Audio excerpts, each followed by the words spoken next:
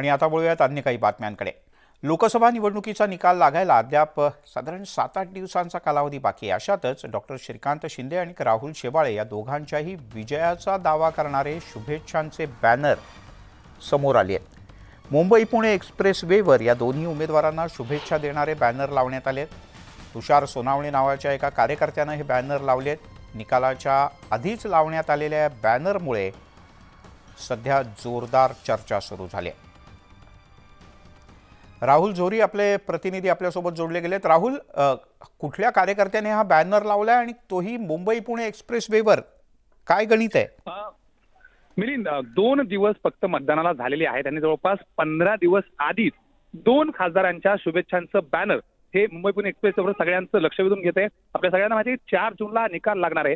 मात्र तुषार सोनवणे या शिवसेनेच्या एका हौशी कार्यकर्त्यानं आपल्या दोन्ही आवडत्या खासदारांचं बॅनर जे आहे ते उर्से टोल नाक्याजवळ एक भलं मोठं बॅनर, शुभेच्छा देणारं बॅनर खासदारांसाठी लावलेलं आहे।